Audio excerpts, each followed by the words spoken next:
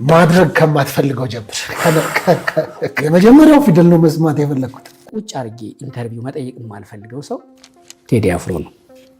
ቴዲ አፍሮ ይሄ ባለፈው አንተ አላውቀውም ያልከው አድገውም ታሪክ ስለሱ ብፁዕነት ዳቦ ልብላበት እንጂ ከበደኝ። መላከ ብርሃን ነው ቴዲ አፍሮ። እሱን ባገኘው ቁጭ አድርጌ የመጠየቅ ሀሳብ ምናምን እንዲህ ምን የሚል ምኞት የለኝም። ማግኘት ማድረግም አልፈልግም። ክቡር የሚለው ማዕረግ ላይ ነው ያለው። ክቡር ዶክተር የሚል በጎንደር ዩኒቨርሲቲ የተሰጠውን ማዕረግ ታውቃለህ አይደል? እኔ አሁን አንተ ጋር ኢንተርቪው ካረግ ባለፈው አላውቀውም ያልከውን ለማጣጣት እንዳይመስልብህ ነው አይደል? እኔ የሰማሁትን ነው እኮ ምን ነገር አሁን የሰማሁ ገና እኔ አላውቀውም ካልክ በኋላ ጋር ከተገናኘን እሱ ማለት እሱ ነው ብላ ያሳዩኝ። ከዛ በኋላ ተረዳሁ። ግን ኢንተርቪው መስራት ግን አልፈልግም። ቴዲ አፍሮ እስካሁን ያለበት የኪነ ጥበብ እውቀቱ፣ ጭምትነቱ ያን ያክል ሰማይ የነጠረ ዝናውን ማኔጅ የሚያደርግበት ችሎታው ክቡር ዶክተር ብፁዕ ቴዎድሮስ ብፁዕ ላይ እንደደረሰ እኮ እንደሚደርስ አስባለሁ። አንተ አታውቀውም። ምን አስጨነቀ? ባገኛት መጠየቅ የምፈልገው ብዙ ነገር ያላት ሴት ናት። ድምፃዊት ናት። ድምፃዊት። እሺ፣ ጉዳዩን እነግርሃለሁ። ስሟን ግን አልነግርህም። እሺ፣ ጉዳዩን ስትነግረን ከሪናት ይላሉ ሰዎች። እሺ ሊሉ ይችላሉ።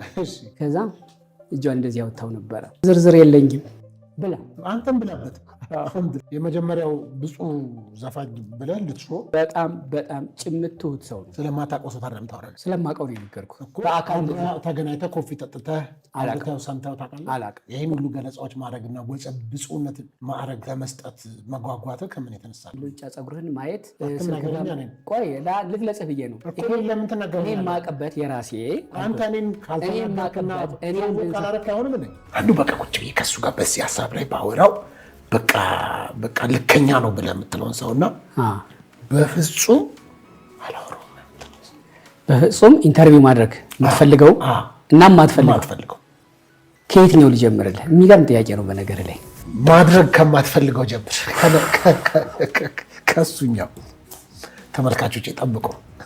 እስቲ የመጀመሪያው ፊደል ነው መስማት የፈለኩት።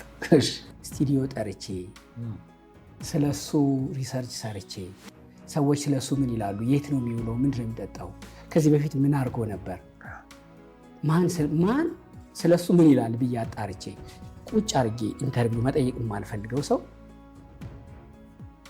ቴዲ አፍሮ ነው። ቴዲ አፍሮ ይሄ ባለፈው አንተ አላውቀውም ያልከው፣ በእርግጥ እሱ በአንተ እሱን አላውቀውም ማለት ውስጥ ከአንተ ኋላ ያለውን ድቅድቁን የማወቅ አቅም አለው እሱ። እኔ ደግሞ እንደማውቀው እንደመወደው እንደማደንቀው በዛ ቦታ ስሙን መጥራቴ ከኔ ኋላ ያለውን ረቂቁንም የማወቅ አቅም አለው። መላከ ብርሃን ነው ቴዲ አፍሮ። እሱን ባገኘው ቁጭ አድርጌ የመጠየቅ ሀሳብ ምናምን እንዲህ ምን የሚል ምኞት የለኝም። ማግኘት ማድረግም አልፈልግም። ዝም ብለህ አንዳንድ ኢንተርቪው ለመስራት ብዙ ነገር መጎርጎር ይጠይቃል አይደለ? አሁን ቴዲ አፍሮ አሁን ያለበት በዓለም ክቡር ዶክተር አርቲስት ምናምን የሚል ማዕረግ ደርሷል አይደለ? ቴዲ አፍሮ ደግሞ በእምነቱ ኦርቶዶክስ እንደሆነ አውቃለሁ። በኦርቶዶክስ ደግሞ ለሰው ልጅ የምትሰጠው ክብር 4 አለ። ክብር ማዕረጎች ማለት ነው። ክቡር፣ ብፁዕ፣ ቅዱስና ፍጹም የሚል ማዕረግ አለ። እሱ አሁን ያለበት ክቡር የሚለው ማዕረግ ላይ ነው ያለው። በማ አሁን ያለው ማዕረግ የመጀመሪያው ሰው ማነው? ልነግርህ እኮ ነው፣ ልጨርስ እኮ። ክቡር ዶክተር የሚል በጎንደር ዩኒቨርሲቲ የተሰጠውን ማዕረግ ታውቃለህ? በአርቲስትነቱ ተወዳጅነቱ ሰምተሃል? ከ5 ዓመት በፊት ነው አይደል? እኔ አሁን አንተ ጋር ኢንተርቪው ካረግ ባለፈው አላውቀውም ያልከውን ለማጣጣት እንዳይመስልብህ ነው አይደል? እኔ የሰማሁትን ነው እኮ። አሁን የሰማሁ ገና እኔ እንደዛ አይነት የክብር ዶክትሬት እንደተሰጠው ፎቶውን ማምጥተው አሳይተውኝ ነው። አሁን እንግዲህ 8 ወር ምናምን 9 አላውቀውም ካልክ በኋላ ጋር ከተገናኘን እሱ ማለት እሱ ነው ብላ ያሳዩኝ። ከዛ በኋላ ተረዳሁኝ። እንዲህ አይነት እሱን ነው። ለማንኛውም እሺ፣ አንተ የግልህ ነው። ስትቀልድም ሊሆን ይችላል። በእንዲህ አይነት ጉዳይ እኔ የሰሩ ሰዎችን አከብራለሁ። እሺ፣ ለማንኛውም ኢንተርቪው ማድረግ የማልፈልገው አውቃለሁ እንደሚያቀኝ አውቃለሁ ደግሞ ኢንተርቪው ልስራ ብዬ ብጠይቀው ፈቃደኛ እንደሚሆን አውቃለሁ። የሆነ ጊዜ ለሆነ ጉዳይ እፈልግሃለሁ ብለው ስልኩን እንደሚልክልኝ ወይ የሆነ ቦታ እንደሚያገኘኝ አውቃለሁ። ግን ኢንተርቪው መስራት ግን አልፈልግም። አንዳንድን ሰው ዝም ብለህ ከሱ ብቻ በሚመጡ ሀሳቦች ዝም ብለህ በሆናቸው ብቻ እየወደድከውና እያደነቅከው እንዲኖር የምትፈልገው ሰው አለ። አክብረኸው ብቻ። ጀግንነት ራሱም ይላል ጀግንነት አንዴ ነው ሁሌ አይለካም ይላል። ቴዲ አፍሮ እስካሁን ያለበት የኪነ ጥበብ እውቀቱ፣ ጭምትነቱ ያን ያክል ሰማይ የነጠረ ዝናውን ማኔጅ የሚያደርግበት ችሎታው ይሄ ሁሉ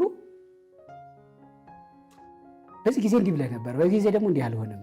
ይሄ ምን ማለት ነው ከነከ የምትለው ሰው አይደለም። እንደነገርኩህ ቅድም ክቡር የሚል ስም ደረጃ ነው ያለው። ተስፋለኝ ብፁዕ ምናምን የሚል ሊደርስ ይችላል። አናውቅም። የሰው መንገዱ ብዙ ነው፣ ሊደርስ ይችላል። በዚህ አይን ያለን ሰው ደግሞ ዝም ብለህ እያከበርከው የሚደርስበትን ማዕረግ ትጠብቃለህ እንጂ እንደ ሰው በመውጣት መግባቱ ውስጥ የሆነ ድካም ይኖርበታል። በዚህ ጊዜ እንዲህ ተሳስቷል፣ በዚህ ጊዜ እንዲህ ብሎ ዘፍኗል፣ በዚህ ጊዜ እንዲህ ተናግሯል እያልክ ሕጸጹን ፈልገህ የምታደናቅፈው ሰው አይደለም። የበለጠ ወደ ብፁዕ ማዕረግ እንዲደርስ የምታግዘው፣ የምትመኝለት፣ የምትጸልይለት ሰው እንጂ ኢንተርቪው ለማድረግ። ስለዚህ አንተ የምትለው ክቡር ዶክተር ብፁዕ ቴዎድሮስ ብፁዕ ላይ እንደደረሰ እኮ እንደሚደርስ አስባለሁ። አሁን ክቡር አሁን ክቡር ነው። ብፁዕ የሚባለው የመነኮሰ መስቀል የያዘ የመነነ ብቻ እንዳይመስልህ። በዓለማዊውም ዓለም ተነስተው ወደዛ ማዕረግ የሚያድርጉ ሰዎች አሉ። አድገውም ታሪክ ስለሱ ብፁዕነት ዳቦ ልብላበት እንጂ ከበደኝ። አንተ አታውቀውም። ምን አስጨነቀ? አታውቀውማ። አታውቀውም። በቃ ከበደኝ። አታውቀውማ። ሊሆን ይችላል ኢትዮጵያ ውስጥ ተሰምቶ የማያውቅ ጉድ እኮ ነው እያወራህ ያለኸው። አታውቀውም። ዝም በል፣ ዝም ብለህ ስማ፣ ብላ። አንተም ብላበት። ይህም በተናገርክበት አሟሽበት። አንተም ቀጥል። ሌላ ሀሳብ ካለ የመጀመሪያው ብፁዕ ዘፋኝ ብለህ ልትሾ የተነሳ ሊሆን ይችላል። አክብሮት ምንም ችግር የለብኝም። አክብሮት አይደለም። እኔ በቃ የሆነውን ነው እየነገርኩህ። እኔ በተብታባ አንደበቴ ለመግለጽ ስፍገመገም አሳንሰው ይሆናል እንጂ የእሱን ጀግንነት፣ የእሱን አዋቂነት፣ የእሱን ጭምትነት እኔ ሊገልጸው አልችልም። በጣም በጣም ጭምት ትሁት ሰው ነው። አግኝተው ታውቃለህ? ስለማታውቀው ሰው ታዲያ የምታወራለህ? ስለማውቀው ነው የነገርኩህ እኮ። አግኝተው ታውቃለህ ያልኩህ ስለማታውቀው ነው ለአንተ የማልነግርህ እኮ። አግኝተው ታውቃለህ ስልህ ካልተናገር የማታውቀውን ሰው በዚህ ያክል ደረጃ ማግኘት ማለት ይችል ልንገርህ። እሺ፣ በጸባይ ማግኘት ማለት ማለት ነው በአካል ተገናኝተህ ኮፊ ጠጥተህ ሰምተው ታውቃለህ? አላውቅም። ታዲያ በማታውቀው ሁኔታ ሚዲያ ላይ ባየኸው ሁኔታ ብቻ ይህን ሁሉ ገለጻዎች ማድረግና ብፁዕነት ማዕረግ ለመስጠት መጓጓትህ ከምን የተነሳ ነው? አይደለም የኔ የማወቅ ጥግ ከአንተ ጋር ፊዚካሊ መቅረብ ብቻ አይደለም። በስራዎቹ ይለካል አይደለም። የኔን የማወቅ ጥግ ነው ያርገ የነገርኩህ። ወደ እሱ ልመጣልህ ነው። እኔ አንተን ለማወቅ ዝም ብዬ በአካል አንተ ጋር መጥቼ ፊት ለፊት አይነ ውሃን ሉጫ ፀጉርህን ማየት ቆይ ልግለጽህ ብዬ ነው። እኔ የማውቅበት የራሴ እኔ አንድን ሰው የማውቅበት የራሴ የሆነ ተሰጥኦ አለኝ፣ ኔትወርክ አለኝ ምናምን ምናምን።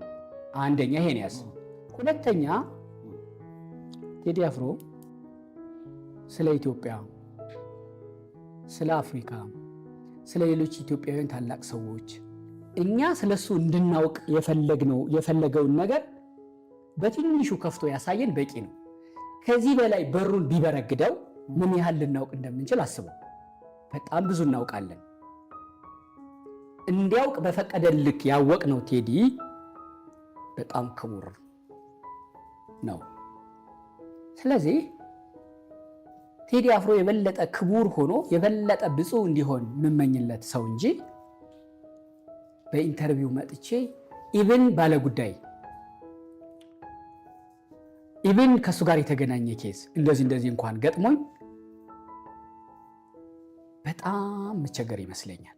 ስለሱ ለመስራት ይፈትናል፣ በጣም ይፈትነኛል። ደግሞ እዚህ ጋር ሙያ የሚባል ነገር አለ። አሁን ከሙያ ወጣህ ከኤቲክስህ ከቆምክለት ልትለኝ ይሆናል።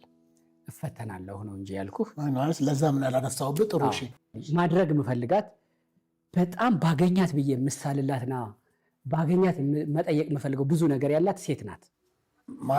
ስሟን ጠቅሳታለህ? ምናልባት ድምፃዊት ናት። ድምፃዊት እሺ። ምናልባት ምን መሰለህ፣ አሁን በመብሰል ደረጃ ነው ያለ ነው። የምሰራው ቪዲዮ ሰውን ይጎዳል አይጎዳም፣ ኢንቴንሽናሊ ይጎዳብኛል አይጎዳብኝም ብሎ ማሰብና ሳላስበው ሳላውቅ በስህተት ደግሞ የምጎዳው ይኖር ይሆን የሚል ሀሳብ አስባለሁ ብያለሁ። አሁን እቺ ድምፃዊት ኢንተርቪው ማድረግ በጣም የምፈልግበት ምክንያት እና ስሟን ብጠቅስ አሁን ያለችበትን የአእምሮ መረዳት አላቅም። ተለውጣም ሊሆን ይችላል፣ አልተለወጠችም ሊሆን ይችላል፣ ልጆቹ ሊኖሯት ይችላሉ ምናምን። ስለዚህ ስሟን አታስገድደኝ። በምን ጉዳይ እንደሆነ እኮ ጉዳዩን እነግርሃለሁ። ጉዳዩን እነግርሃለሁ፣ ስሟን ግን አልነግርህም። እሺ፣ ጉዳዩን ስትነግረን ከሪናት ይላሉ ሰዎች። እሺ ሊሉ ይችላሉ። የሆነ በጣም ዘናጭ መኪና ነው ያላት። እሺ፣ ቦታው ለጋር አካባቢ ነው፣ በፌደላ ጋር አካባቢ ይመስለኛል። የቆየ ነው ታሪኩ። እኔ ያኔ እንዳልኩህ የተወሰነ ወደ ሚዲያውም አልመጣሁም፣ ግን ዘፈን እሰማለሁ፣ እወዳለሁ። ደግሞ ዘፈኗን ወደዋለሁ እና አየኋት። መስታወት ዝቅ አርጋለች። የድሮ መኪኖች ኤሲም ስለሌላቸው መስታወት ዝቅ አርጋለች። እጇን ወጣ አርጋ ቁጭ ብላለች። በጣም ተምረው አየኋት፣ ደነገጥኩ። ሰፍ ብዬ የማውቀው የምወደውን ሰው አገኘሁ ብዬ ደግሞ እኔ ድሮ ልጅም ሆኜ በሬዲዮ መደመጥ፣ ሬዲዮ ላይ ሆኖ ማውራት ምናምን እንደዚህ ያለኝ እና በካሜራ ያያቸውን ሰዎች ስታገኝ ይነዝርሃል። እንደዚህ ለመጀመሪያ ጊዜ እንዳገኛቸው አይሰማህም ካሜራ ላይ። አሁን ፋሚሊየር ነገር አለው። ያ ነገር ተሰምቶኝ ምን ትለኝ ይሆን ብዬ ዘፈኖቿን እንደማቅሰው እንዲህ ስታገኘኝ ምናምን ትለኝ ወይስ ስሟን ጠራው ራቅ ብዬ እንደዚህ ምናምን። በጣም ነው እኮ ማን ብለህ ጠራሃት እንዴ? ከጠራሁ ምን ቅድም አልጠራም ለምን አልኩ? አራዳ ሆነ ሙታን ጥያቄ ነው። ስሟን ጠራሁት፣ ቅፋረኳት ምናምን ለማድረግ ነው እንጂ ቅፋረኳት ሳይሆን ሂጄ ሀጋር ገበቃ አድናቆትን ነበር ሰፍ ብዬ እንዲህ በቃ ፍልቅልቅልቅ ብዬ የሚገርምህ ያለኝ የሌለኝን ሳቄን ተጠቅሜ ደስ ብሎኝ ነው። በእርግጥ ብዙ ነገሬ ሁሉ ነገሬ ስቆ ነው የተጠጋኋት። ከዛ እጇን እንደዚህ ያወጣው ነበረ። ዝርዝር የለኝም አለች። ዝርዝር የለኝም? ምን ብለሃት አንተ? እንደምወዳት ዘፈኗን እንደማደንቃት አለቀ። እንደዚህ እየተሳብኩ ሄድኩና ስል ዝርዝር የለኝም። እኔ ደጋግሜ ተብዬው ስለማውቅ ቶሎ ይገባኛል። እግዚአብሔር ይስጥልኝ። ለልመና እንደሄድኩ አሁን ላብራራልህ መሰለኝ። አንተም የተወሰነ እየለመንኳት ስለ ሙሉ አካል እያልኳት እንደዛ ነው የመሰላት። ወይ ደግሞ በዛ መንገድ እኔን መመለስ ፈልጋለች። እኔ በእርግጥ ስለ ሙሉ አካል እርጅኝም አላልኩም። ከአልበሟም ከነጠላ ዜማዋም ዘፈኗን ጠርቼ በርችልኝ፣ ድመቂልኝ፣ በሌላም ዘፈን ላገኝሽ፣ እኛን ባህላችን ኢትዮጵያ ሀገራችንን የበለጠ ቆለጳጵሻት ነው የኔ ሀሳብ።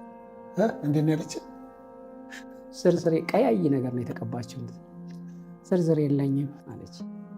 ይችን ሴት አሁን ባገኛት ቦታውን ጊዜውን የግራ ጣቶቿን አወነጨጨፍ አስታውሼ የኔን እንደዚህ እየተሳቡ መሄድ ይዤ ለምን ነበር እንደዚህ ያልሽኝ? ምን አስበሽ ነው ብላት ደስ ይለኝ። በጣምም ኢንተርቪው ማድረግ እፈልጋለሁ። ስልኳ አለኝ፣ ግን የሚገርምህ እንደው የሆነ አላወቀችም። ከዛ በኋላ ደውለህ የመንገድ ነገርም አልነበረም። እኔ አንድ ባህሪ ያለኝ ልጠይቀው የፈለኩትን ጥያቄ በኦፍ ሪከርድ አላባክንም። ግን አሁን ታውቃለች። ያ ሰው ሁን አትሁን ነው የማታውቀው ነው። ሚዲያው ላይ ታውቃለች። ዞሮ ዞሮ ያ ሰው አንተ ሆና ነው የማታውቀው። እስቲ ከዘፈኖቿ መካከል እርድና የመጨረሻ እርድና ግርዱ ነው እኮ አንተ ጋር ያለው። ዋና ፍሬው እኔ ጋር ነው። የእርድና ፍሬው እኔ ጋር ነው ያለው። ግርዱ ነው። ቀድሞ በሮጣ አይደለም ባይዘው ከኋላ ተነስቶ ለማሸነፋት አቃቂ ቃሊቲ በመወለድ አይደለም። በዛው ቆመህ ጠበቀኝ አለብህ። ግርዱ ነው አንተ ጋር ያለው። እርድናው ፍሬው እኔ ጋር ነው። እሺ